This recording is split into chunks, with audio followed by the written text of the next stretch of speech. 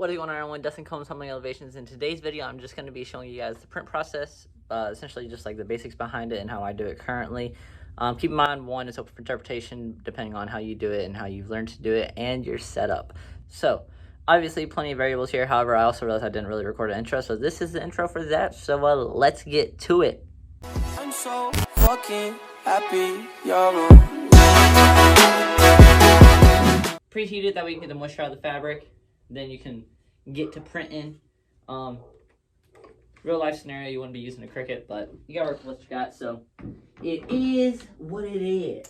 It is what it is. It is what it is. So now that's been already hit with a lint roller, hit with the heat press. We are about to print now. So now, as you can see, I'm just laying out the ink. And then you press.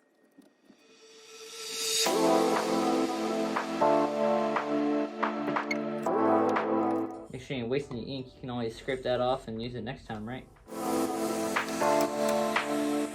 Boom! Golden. So if you guys don't know, when it comes to printing, after you print, you're supposed to cure it, which means you're supposed to put it under heat. But most people do this through a conveyor belt. It's super convenient, and I mean, you know, it gets to the correct temperature, so obviously that works, and that's like the way to go. But obviously I can't fit a conveyor belt / don't have the money for one of those. So next up would typically be like a heat gun or a heat press. Don't have one of those yet. So we make do with this little Cricut heat press. It's not your normal heat press, but it gets the job done. You have to cure in order for the ink to actually stay. Like, that sounds dumb, but like, for example, if you don't cure it, you go to wash it, you're going to lose some of your ink in the wash. So curing it basically sets it into the fabric. We're now on, I don't know why, but I call it bagging and tagging, but there's no bagging going on. I'm literally just removing labels, placing in my labels, and then getting rid of others if needed. So I don't know why, but I like bagging and tagging. I do think one thing that'd be cool for the brand is to eventually get like its own little like bags that I can place them in and then seal it, because I think that just looks super clean. So might see that from Humbling Elevation soon. Be sure to keep your eyes open. But anyways, so now we're on the bag and tag, and we got our little heat press. We got scissors and this little it's technically a Cricut tool. It's for weeding. I always say weaving for some reason.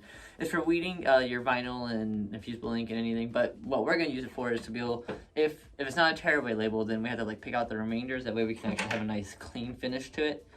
So yeah, that's what that's for. We got a little pad to set the fabric on. We have a little sheet to place, that way we can hit it. And obviously the close. So let's get to it. So you can see this has a label on the back. Take it off.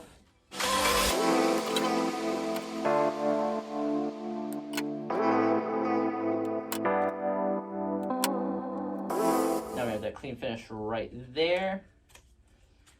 This tag. So now we're gonna actually get our label put in there. So for shirts, usually we won't remove the label before we print it, because we use that to help us align it. But for these pants, since there's literally a seam down the middle, we can't print a transfer on top of that, so we don't really need this here. So I'm gonna go ahead and get rid of those first. I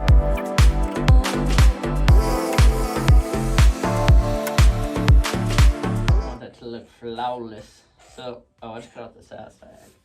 It's a small. I was like, wait, what size is this? That could have been bad. So we have our little, labels that we use. We order them pre-made in like large quantity sheets. That way we have plenty to go around.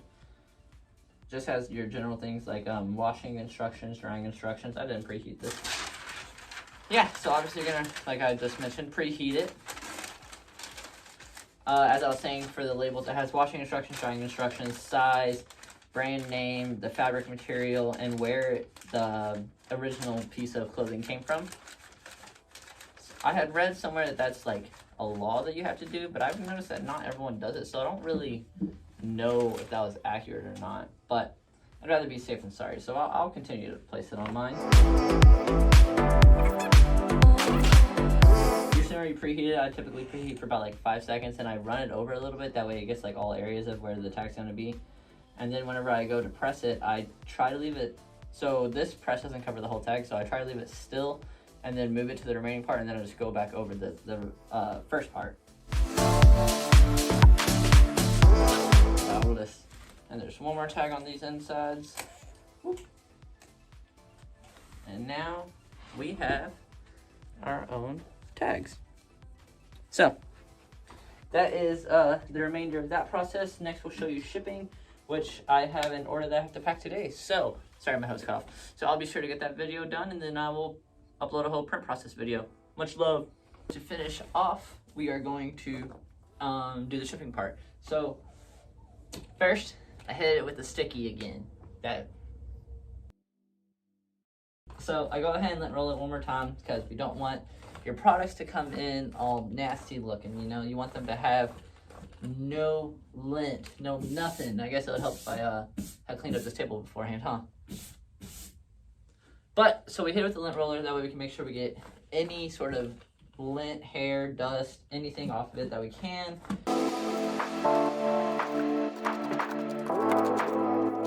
Then we're gonna fold it up all nice and neat, make it look professional. In a normal situation, I would make sure I had my packing slip from online orders, and then I would be printing off a Rolo shipping label after I measure and all that. However, this is an in-person order, so I'm not going to be giving them an actual shipping label because I'm not shipping it. I'm going to hand it to them.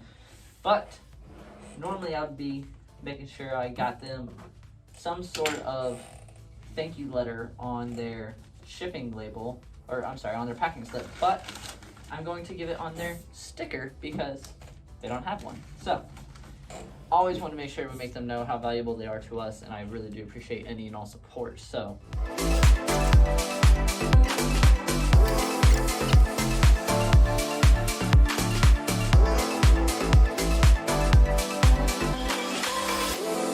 pack it all up. Simple as that. Joggers are a little bit thicker, so sometimes they're a little bit more difficult.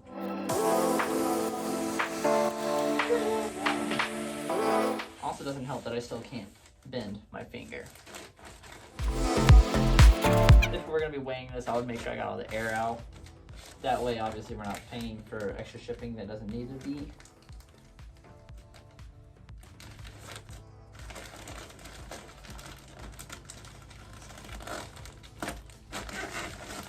Seal the mailer.